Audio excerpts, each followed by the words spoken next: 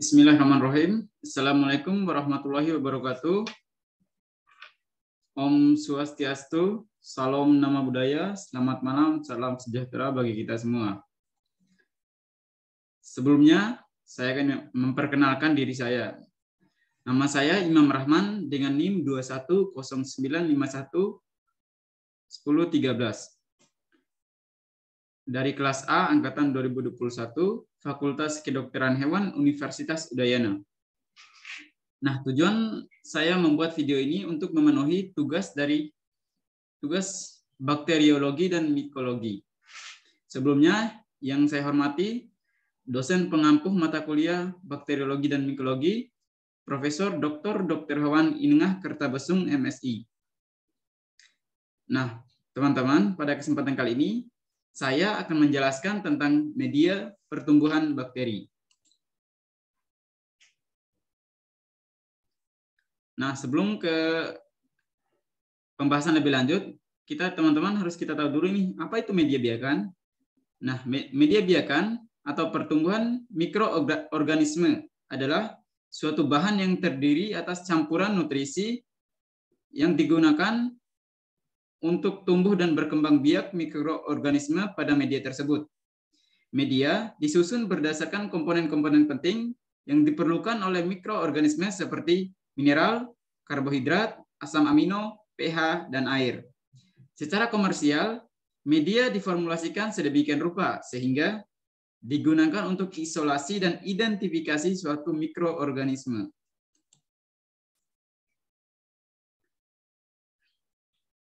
Nah, di situ ada faktor-faktor yang mempengaruhi pertumbuhan mikroba. Yang pertama itu ada tingkat keasaman pH, yang kedua ada suhu, yang ketiga ada nutrien, yang keempat ada oksigen.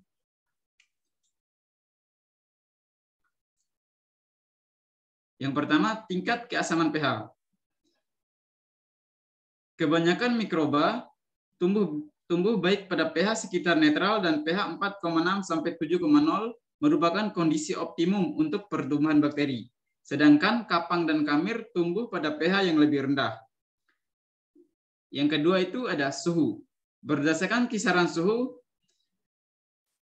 merupakan salah satu faktor lingkungan yang berpengaruh terhadap pertumbuhan mikroba. Setiap mikroba mempunyai kisaran suhu dan suhu optimum tertentu untuk pertumbuhannya. Nah, berdasarkan kisaran suhu pertumbuhan, mikroba dibedakan atas 3 kelompok sebagai berikut. Yang pertama itu adalah psikrofil, yaitu mikroba yang mempunyai kisaran suhu pertumbuhan pada suhu 0 sampai 20 derajat Celcius. Yang kedua adalah mesofil, yaitu mikroba yang mempunyai kisaran suhu pertumbuhan 20 sampai 45 derajat Celcius. Yang ketiga ada termofil, yaitu mikroba yang suhu pertumbuhannya di atas 40 derajat Celcius. Nah, teman-teman, kebanyakan mikroba perusak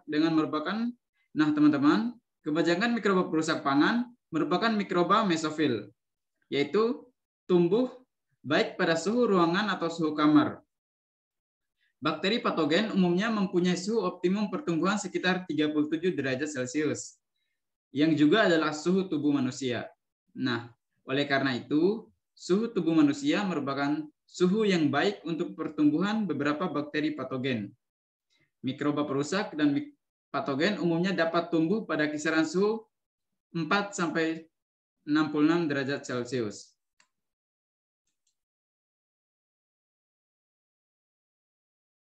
Yang ketiga itu ada nutrien. Mikroba sama dengan makhluk hidup lainnya, memerlukan suplai nutrisi sebagai sumber energi dan pertumbuhan selnya. Unsur-unsur dasar tersebut adalah karbon, nitrogen, hidrogen, oksigen, sulfur, fosfor, zat besi, dan sejumlah kecil logam lainnya. Ketiadaan atau kekurangan sumber-sumber nutrisi ini dapat mempengaruhi pertumbuhan mikroba hingga pada akhir dapat menyebabkan kematian. Kondisi tidak bersih dan higienis pada lingkungan adalah kondisi yang menyediakan sumber nutrisi bagi pertumbuhan mikroba, sehingga mikroba dapat tumbuh berkembang di lingkungan seperti ini. Nah, oleh karena itu, prinsip daripada menciptakan lingkungan bersih dan higienis adalah untuk mengeliminir atau meminimalisir sumber nutrisi bagi mikroba agar pertumbuhannya terkendali. Nah, yang keempat itu ada oksigen. Oksigen, mikroba mempunyai kebutuhan oksigen yang berbeda-beda untuk pertumbuhannya. Nah, berdasarkan kebutuhan akan oksigen, mikroba dibedakan menjadi 4 kelompok sebagai berikut. Teman-teman, yang pertama itu adalah aerob, yaitu mikroba yang membutuhkan oksigen untuk pertumbuhannya. Nah, yang kedua itu adalah anaerob, yaitu mikroba yang tumbuh tanpa membutuhkan oksigen. Yang ketiga adalah fakultatif anaerob, yaitu mikroba yang dapat tumbuh dengan atau tanpa adanya oksigen. Yang keempat adalah mikroaerofil, yaitu mikroba yang membutuhkan oksigen pada konsentrasi yang lebih rendah daripada konsentrasi oksigen yang normal di udara. Mikroba perusak pangan sebagian besar tergolong aerob, yaitu membutuhkan oksigen untuk pertumbuhannya, kecuali bakteri yang dapat tumbuh pada saluran pencernaan manusia yang tergolong anaerob fakultatif. Nah, teman-teman, selanjutnya itu ada macam-macam media. Ada 3, yaitu yang A berdasarkan bentuknya, B berdasarkan komposisi, C berdasarkan fungsi.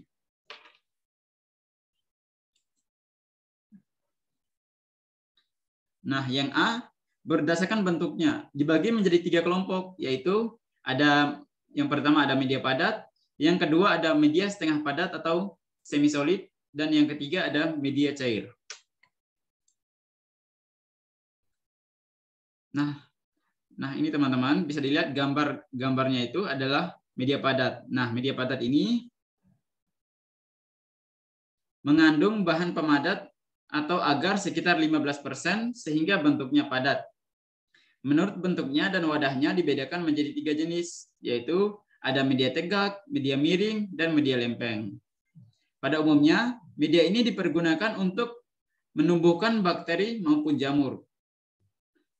Pada media lempeng, agar pada umumnya digunakan untuk mengisolasi mikroorganisme. Oleh karena pada media ini akan tumbuh isolat atau koloni-koloni bakteri dan jamur yang diduga ada dalam sampel yang kita kultur.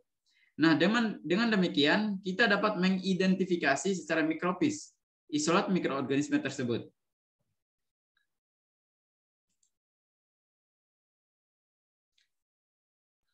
Di situ ada di sebelah kiri saya itu ada gambar ya teman-teman, bisa dilihat. Yang kedua itu adalah media setengah padat atau semi solid. Media semi solid merupakan media yang mengandung agar sekitar 0,3 sampai 0,4% agar, sehingga konsistensinya menjadi kenyal atau tidak padat atau tidak cair. Pada umumnya media ini digunakan untuk melihat pergerakan atau motilitas bakteri. Bakteri memiliki flagela yang digunakan untuk bergerak. Pada media semisolid, bakteri yang memiliki flagela terlihat pertumbuhannya melebar sampai di luar bidang tusukan. Sebaliknya, bakteri yang tidak memiliki flagela pertumbuhannya terbatas pada bidang tusukan pada waktu melakukan inokulasi.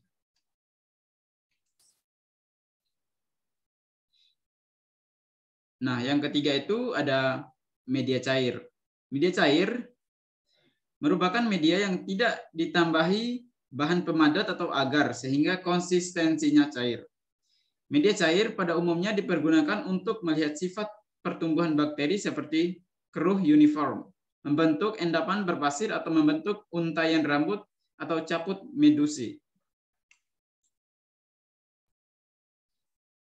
Nah, yang B itu berdasarkan komposisi dibagi menjadi 3. Yang pertama itu ada media alami, media semisintesis, media sintesis. Nah, yang pertama ada media alami atau non-sintesis. Media ini merupakan media yang disusun dari bahan-bahan alami yang komposisinya tidak dapat diketahui secara pasti. Pada umumnya, media ini dibuat ekstrak dari bahan dasar seperti kentang, daging, telur, dan tomat. Nah, yang kedua itu ada media semisintesis, merupakan media yang disusun dari bahan-bahan alami dan sintesis. Media sintesis contohnya kaldu nutrisi yang terdiri dari pepton, NaCl, ekstrak daging, dan aquades. Nah, yang ketiga ada media sintesis, merupakan media yang disusun dari senyawa kimia dengan formulasi, tekaran, dan jenisnya diketahui secara pasti. Contohnya Salmonella, Shigella, agar, McConkey, agar.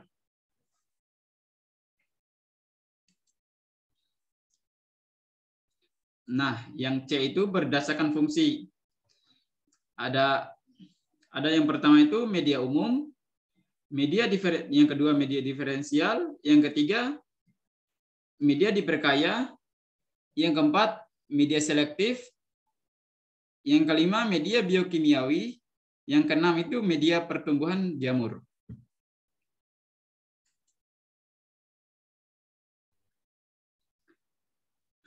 Teman-teman bisa dilihat gambarnya di sebelah kanan saya. Itu adalah media umum. Merupakan media yang digunakan untuk menumbuhkan semua jenis bakteri baik gram positif maupun gram negatif. Pada media padat dalam bentuk lempeng agar isolat mikroorganisme yang tumbuh membentuk koloni-koloni tertentu yang dapat kita bedakan berdasarkan bentuk, warna, diameter, dan tepi koloni. Sebagai contoh, media umum adalah nutrien agar atau nutrien cair. Yang kedua, ada media diferensial. Media diferensial merupakan media basal yang digunakan untuk menumbuhkan bakteri serta bertujuan melihat sifat pertumbuhannya. Contohnya, blood agar. Pada media blood agar biasanya digunakan untuk menumbuhkan bakteri secara umum, tetapi sangat ideal untuk menumbuhkan bakteri fastidius seperti bakteri Coccus, Haemophilus, dan lain-lain. Di samping itu, media blood agar juga digunakan untuk melihat sifat hemolitik bakteri yang dikelompokkan menjadi 3, yaitu alfa, hemolitik, atau zona.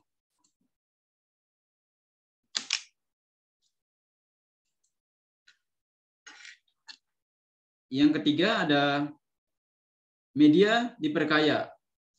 Media ini pada umumnya digunakan untuk menumbuhkan bakteri Salmonella dari sampel feses penderita. Sebagai contohnya, Selentin board dan Tetrahyonet board. Pada media ini, pertumbuhan bakteri coliform yang terdapat dalam saluran pencernaan hewan maupun manusia akan ditekan oleh selenit atau tetrahyonet. Sebaliknya, Salmonella bisa tumbuh. Masa inkubasi optimum biakan pada media diperkaya adalah 18 jam pada suhu 370 derajat Celcius. Itu gambarnya bisa dilihat. Yang keempat itu ada media selektif. Media selektif merupakan media yang digunakan untuk menumbuhkan bakteri-bakteri tertentu saja. Oleh karena media ini mengandung zat inhibitor untuk menghambat pertumbuhan bakteri lain. Contohnya media McConkey agar plate MCA.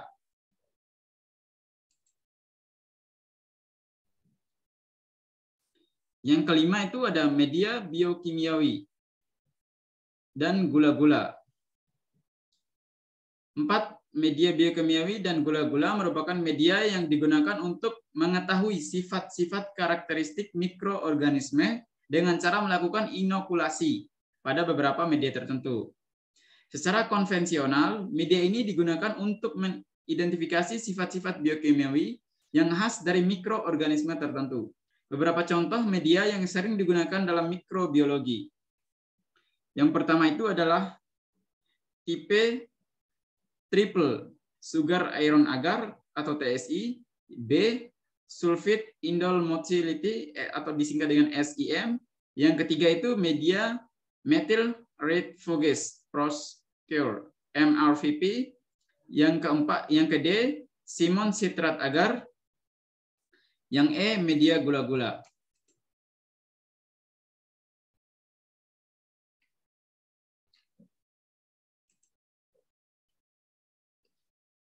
Nah, yang A itu triple sugar iron agar, TSI agar. Media TSI agar pada umumnya digunakan sebagai tahap awal untuk melakukan identifikasi bakteri, terutama yang tergolong Enterobacteria. Dalam pembuatannya, media TSI agar pada tabung reaksi terdiri dari bagian tegak dan miring. Tujuan penanaman pada media TSI agar yaitu untuk mengetahui sifat fermentasi, produksi H2S dan gas. Nah, yang TB itu ada sulfide indol motility atau disingkat dengan SIM. Media SIM bentuknya semi-solid yang digunakan untuk mengetahui produksi H2S, indol, dan motilitas atau pergerakan suatu bakteri. Produksi indol dapat diketahui dengan meneteskan 1-3 tetes regen, Kovacs atau Ehrlich ke dalam biakan bakteri. Hasil positif indol akan ditandai warna merah pada permukaan biakan. Yang ke-C itu ada media methyl red Voges.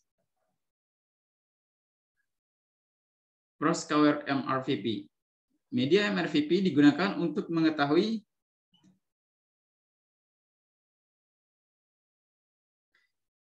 sifat bakteri memproduksi asam dengan tes MR dan produksi asetilmetilkarbional dengan tes FP.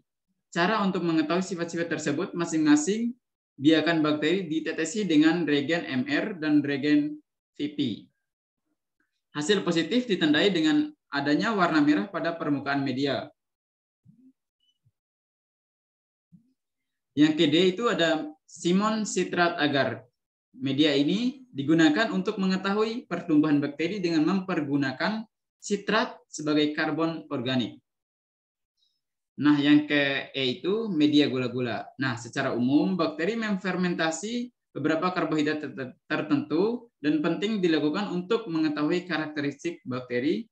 Pada pembuatan media gula-gula biasanya dilengkapi dengan tabung Durham ke dalam media untuk mengetahui adanya produksi gas sebagai hasil dari proses fermentasi.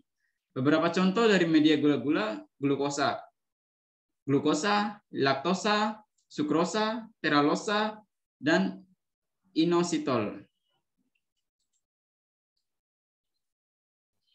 Nah, yang keenam itu adalah media pertumbuhan jamur. Untuk menumbuhkan jamur digunakan media potato dextrose agar. PDA digunakan untuk menumbuhkan atau mengidentifikasi yeast dan kapang.